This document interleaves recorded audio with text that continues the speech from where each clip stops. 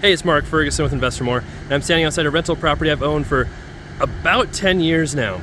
And we've had a tenant in here for the last year, and they've paid rent, never had any issues, and they told us they're moving out this month, but now they've kind of gone AWOL. You can see we posted an eviction or a pay or quit notice on their door just now, and we're trying to figure out what's going on here. So will we have to do an eviction? Maybe, maybe not.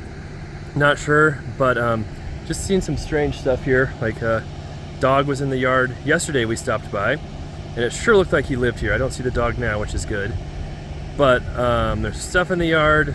There's been mail in the mailbox for at least 2 days. It hasn't been gotten. I could kind of see in the windows, and there was some furniture in there, but not much. Kind of like if someone is living here, they have very sparse furniture, or they might be in the process of moving out, or they might have just decided to leave and leave a bunch of stuff. So it's always a tricky situation with these. We have the ability as landlords to give notice and go in the property in 24 hours if people won't respond, and if they don't let us in or they try and lock us out or anything, then that's obviously a cause for eviction.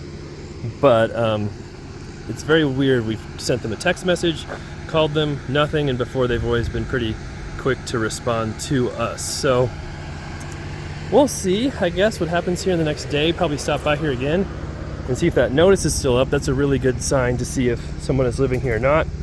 And if that notice is still up and nobody is living here, then we'll probably go inside, see what we can find, and hopefully there's not someone living in there. They just left and decided to not tell us and leave all their stuff. And of course, there's a tire in the yard. So I actually posted a video on TikTok showing the dog and stuff, and I'll show that video here, but someone said, what's wrong with having a tire in the yard?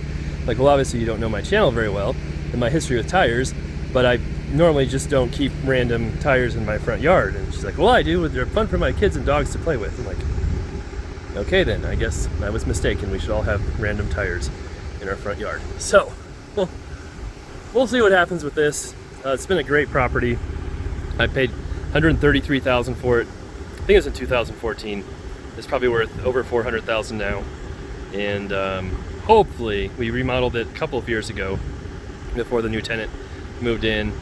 And I could kind of peek in the window. It didn't look trashed or destroyed or anything, but it looked a little dirty. There's a table in there. That's about it. So we'll have an update on this for sure as soon as we find out more.